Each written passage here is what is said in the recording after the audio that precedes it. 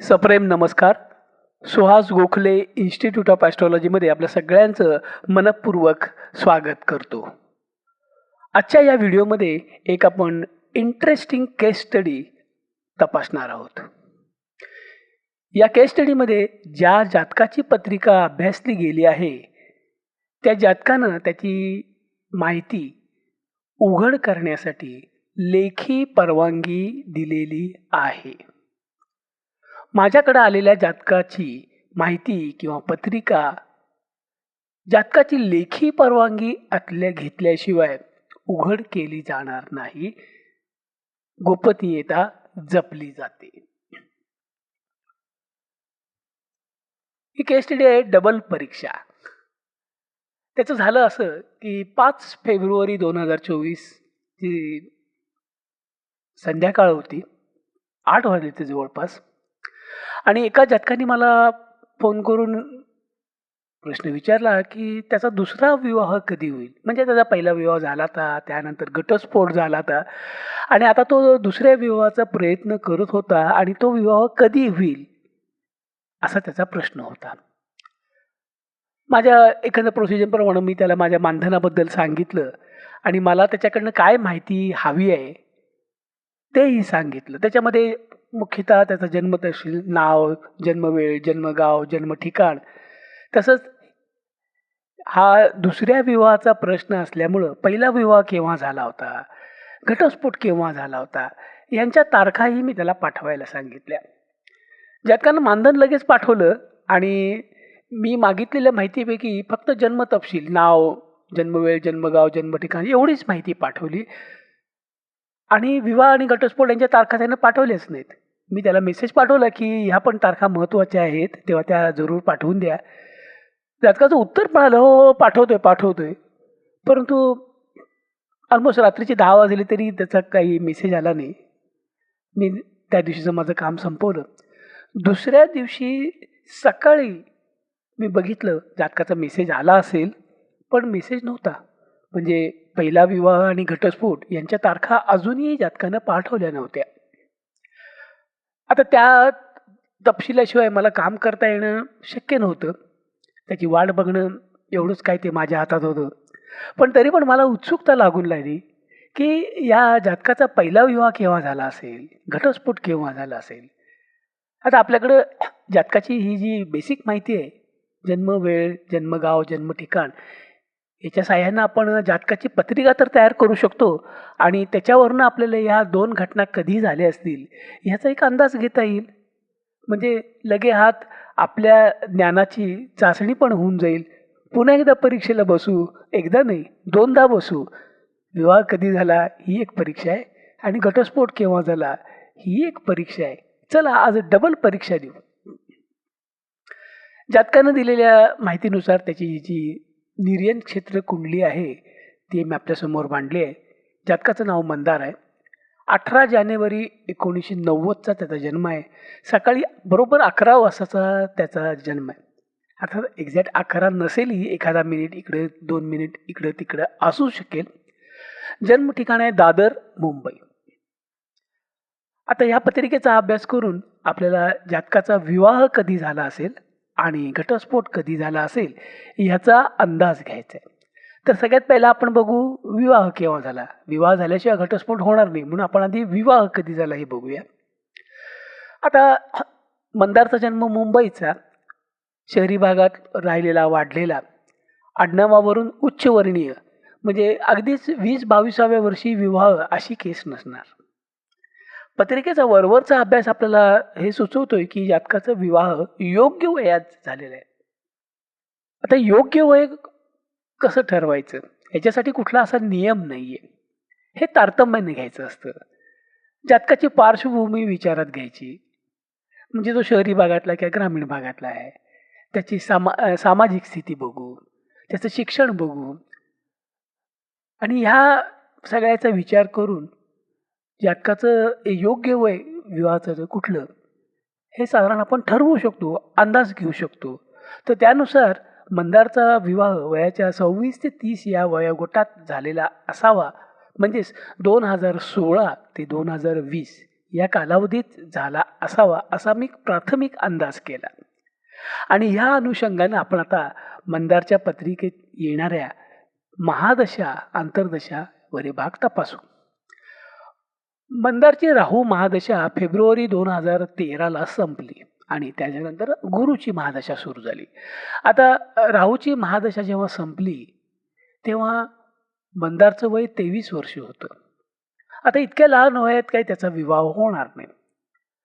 त्यानंतर 2013 गुरुची महादशा सुरू झाली आणि ती 2029 पर्यंत चालणार आहे. म्हणजे मंदारनी मला जेव्हा प्रश्न विचारला त्या दिवशी सुद्धा गुरुचीच महादशा चालू होती.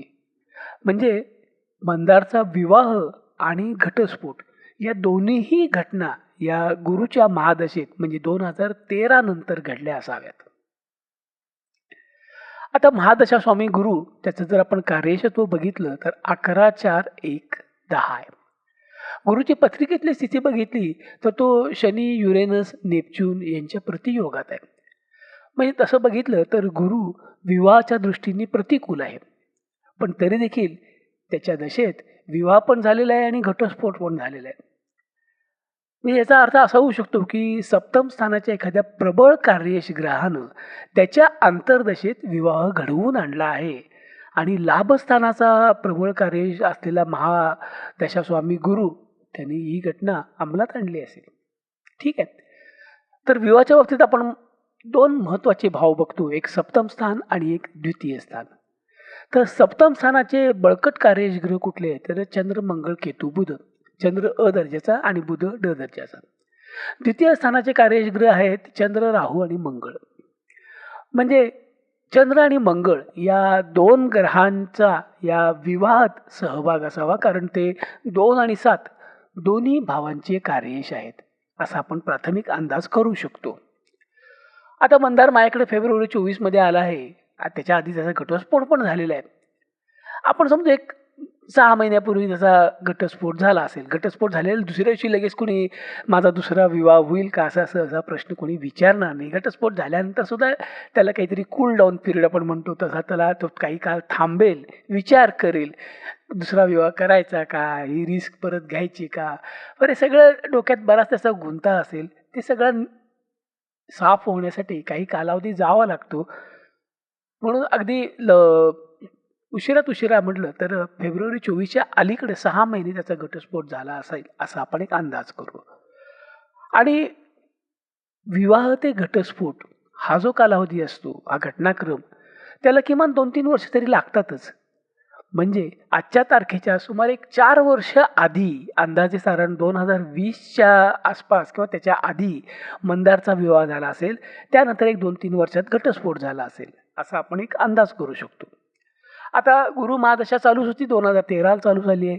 तर 13 ते 2020, अरे 20 का तर 2020 पर्यंत त्याचं लग्न झालं असेल, विवाह झाला असेल असा आपण अंदाज केलाय आणि त्यानंतर घटस्फोट झालाय. तर या काळात गुरुच्या महादशेत गुरुची अंतर्दशा, शनीची अंतर्दशा, बुधाची अंतर्दशा आणि केतूची अंतर्दशा अशा एकंदर 4 अंतर्दशा आतापर्यंत येऊन गेल्या 2020 पर्यंत.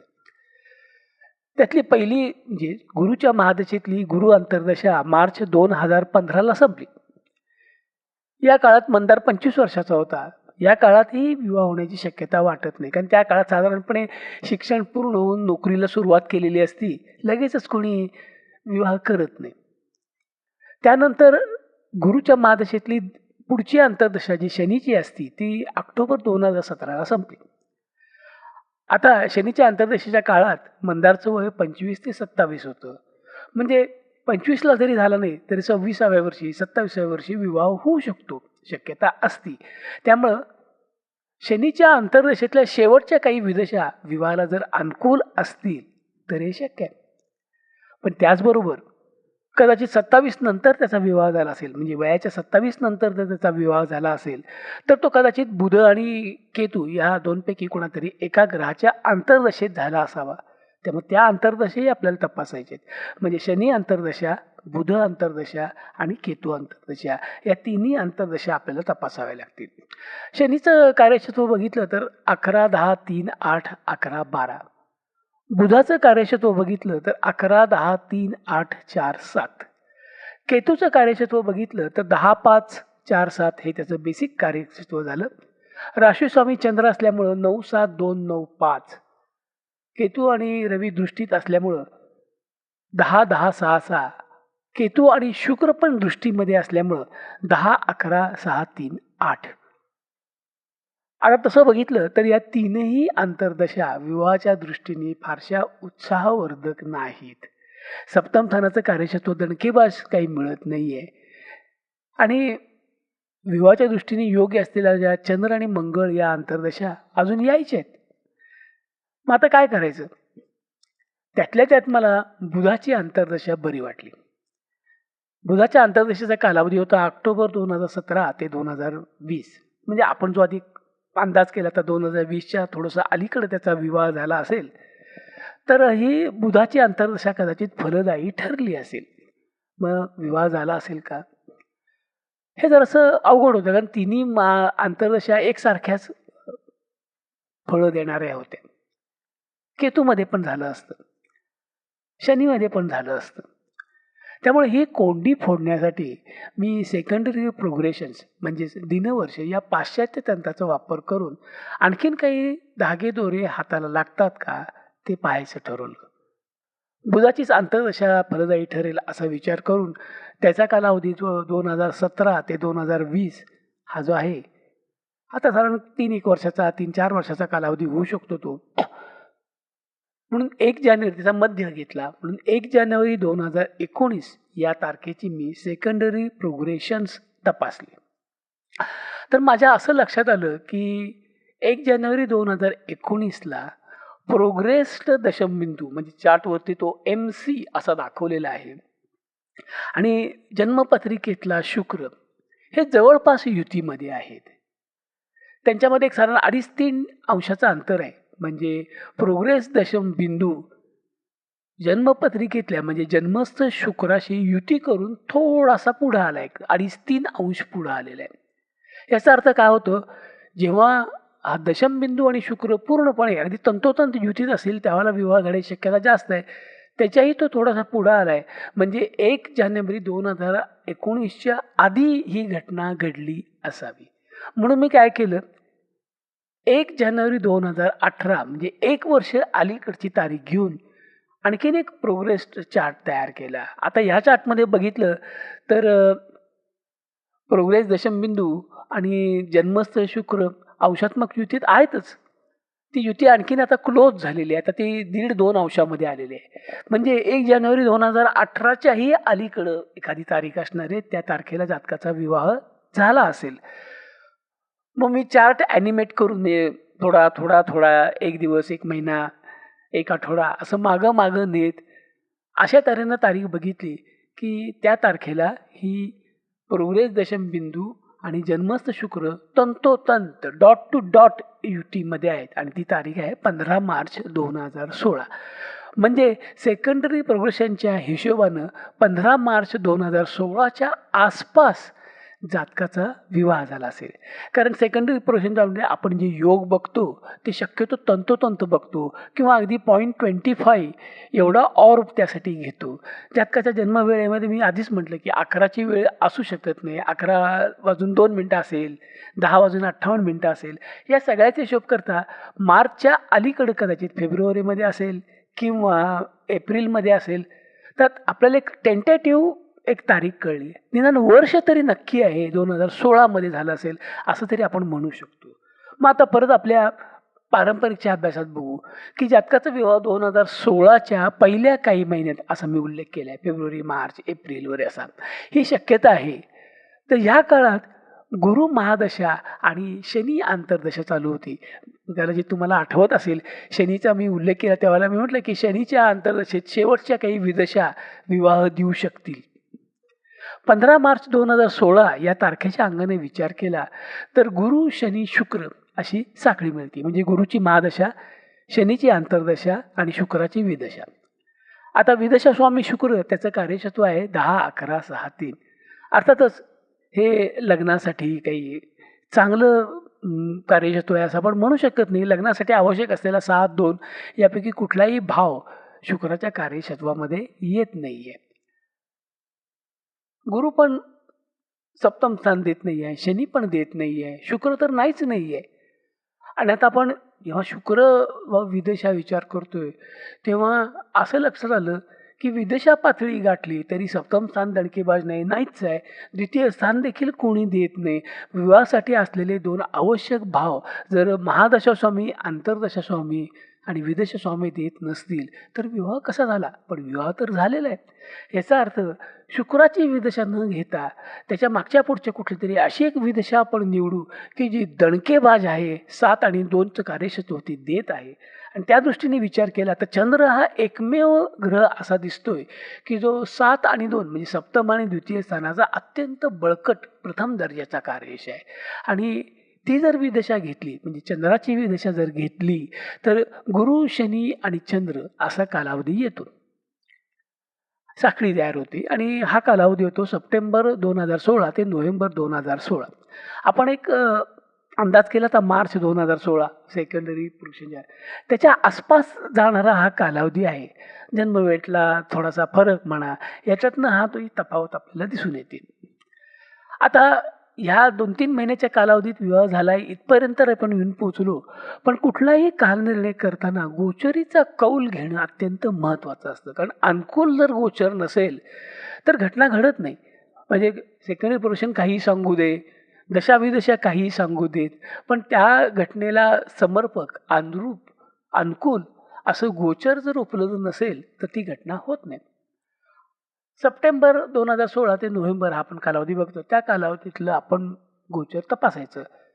सगळे गोचर प्रत्येक महिन्याचं गोचर बघितल्यानंतर माझ्या असं लक्षात आलं, की नोव्हेंबरच्या मध्यावरचं गोचर अधिक आश्वासक दिसतं. आणि याचं कारण म्हणजे या काळात गोचरीचा गुरु कन्येतून भ्रमण करत होता. तो म्हणजे जातकाच्या सप्तम स्थानातून भ्रमण करत होता आणि त्याची जन्मस्थ चंद्राशी राश्यात्मक युती होती. गुरुचंद्र युती सप्तम स्थानात. त्यामुळं विवाहासाठी आणखीन काय हवंय? म्हणजे नोव्हेंबर जो आपण महिना बघितला त्याच्या मध्यावरती जातकाचा विवाह झाला असावा.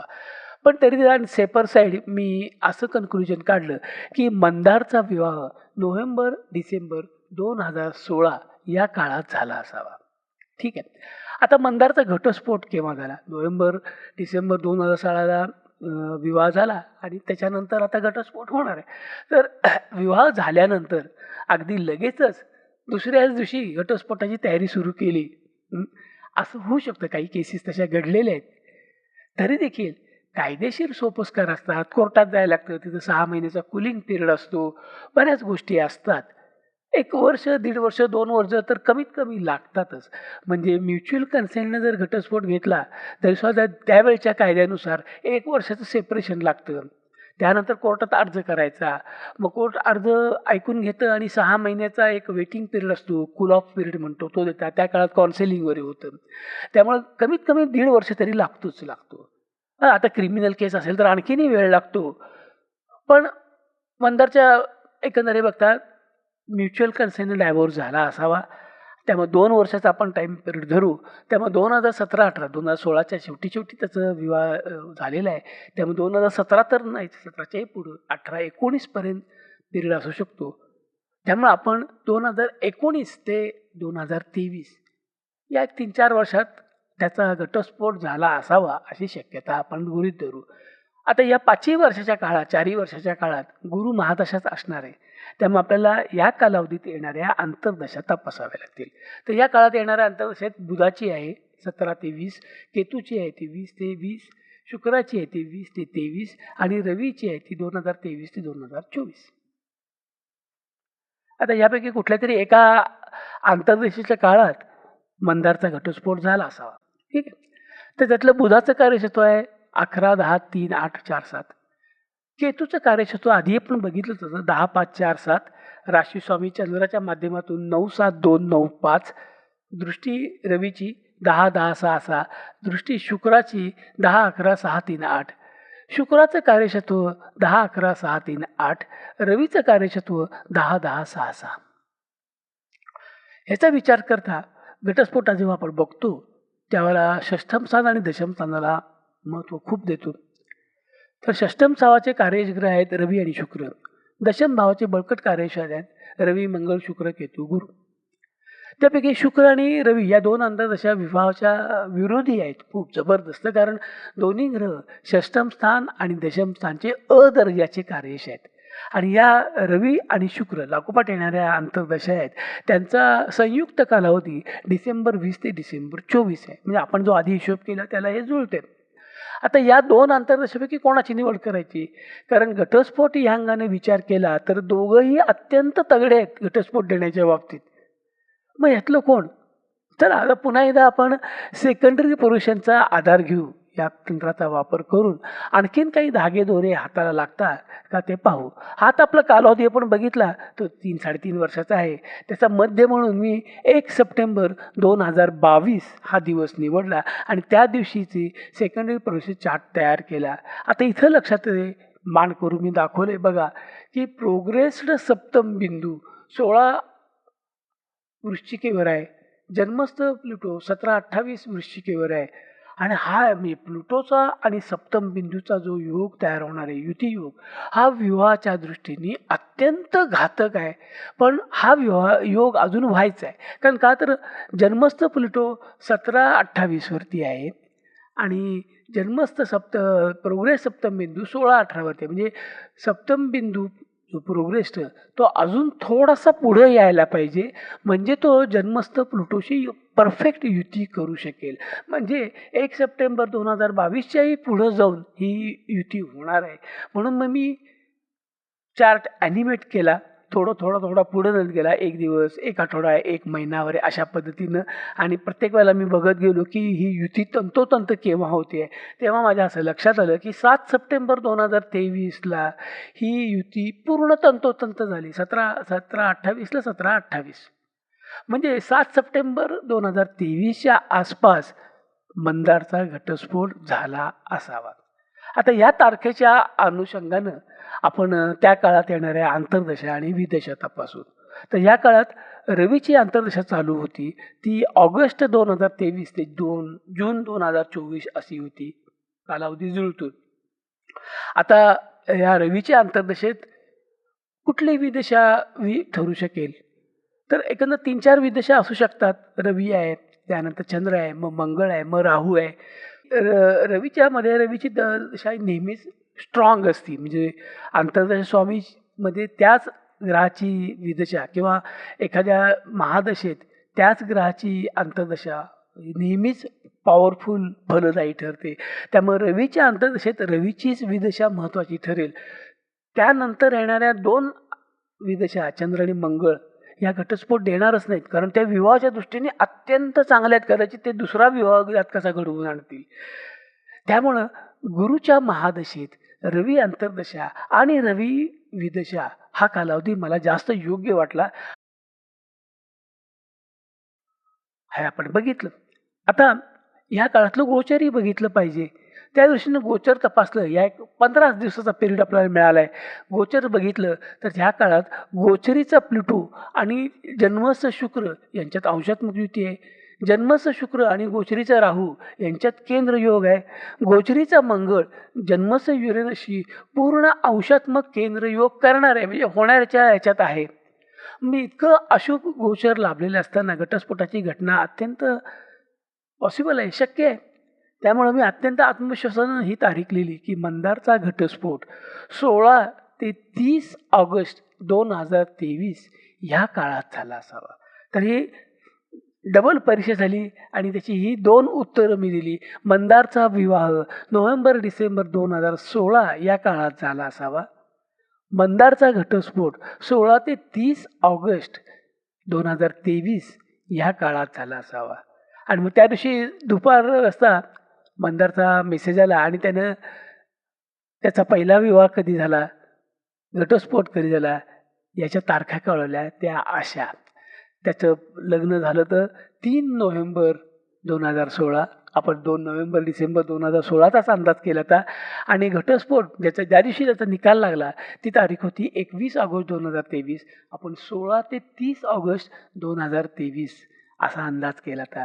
माझे दोन्ही अंदाज अगदी तंतोतंत म्हणावे इतके जुळले आहेत. म्हणजे या दोन्ही परीक्षेत मी फर्स्ट क्लास विथ डिस्टिंक्शननं पास झालो असेल. याला म्हणतात ज्योतिष. असंच चांगलं योग्य ज्योतिष मार्गदर्शन आपल्याला जर हवं असेल तर आता स्क्रीनवर असलेल्या फोन नंबरवरती फोन करू शकता, मेसेज करू शकता, व्हॉट्सअप करू शकता. मी आपल्या प्रश्नाचं पत्रिकेच्या अभ्यासातनं योग्य ते उत्तर द्यायचा प्रयत्न करीन. जास्तीत जास्त चांगला प्रयत्न मी आपल्यासाठी करीन. त्याचबरोबर या माझ्या ज्योतिष व्यवसायामध्ये सॅटिस्फॅक्शन गॅरंटी हे मी महत्त्वाची मानतो. जातकाचं समाधान झालं पाहिजे आणि त्याच्यामध्ये मी मनी बॅक गॅरंटी देतो. म्हणजे मी वर्तवलेलं भविष्य जर पुढं जाऊन चुकीचं ठरलं तर आपण मला जे मानधन दिलं तर ते सगळंच्या सगळं अगदी पैन आणि पै कुठली काटछाट न करता मी आपल्याला परत करीन.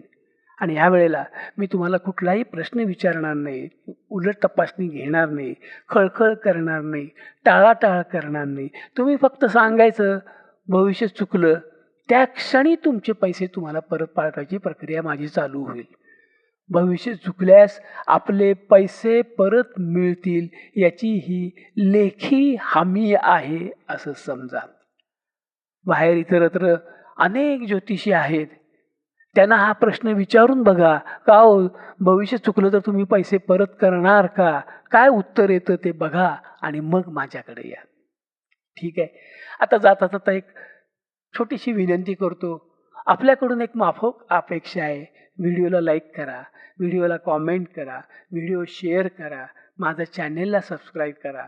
जर आपल्या काही सूचना असतील, आपल्या काही अपेक्षा असतील, म्हणजे एखाद्या विषयावरती व्हिडिओ करा, एखाद्या विषयावरती आम्हाला जादा माहिती द्या, असं काही वाटत असेल तर जरूर कळवा. मी त्याच्यावर विचार करीन आणि शक्य झालं तर तशा पद्धतीची माहिती देण्याचा प्रयत्न करीन, त्याच्यावरती व्हिडिओ तयार करायचा प्रयत्न करीन. माझ्या व्हिडिओला लाईक करायसाठी, कॉमेंट करायसाठी, व्हिडिओ शेअर करण्यासाठी किंवा चॅनेल सबस्क्राईब करण्यासाठी फार वेळ लागत नाही, मेहनत लागत नाही, पैसे खर्च करायला लागत नाही. एका माऊस क्लिकवरती व्हिडिओला लाईक करता येतं, एका माऊस क्लिकवरती व्हिडिओ शेअर होऊ शकतो, एका माऊस क्लिकवरती माझ्या चॅनेलला सबस्क्राईब करता येतं. अवघे 15-20 सेकंद खर्च करून व्हिडिओवर एखादी कॉमेंट तुम्हाला टाकता येईल. छान आहे, आवडला, समजलं, उत्तम, असेच व्हिडिओ करा. असं 1-2 शब्दाची कॉमेंट तर निश्चित तुम्हाला करता येईल. त्याला 15 ते 20 सेकंद लागतील.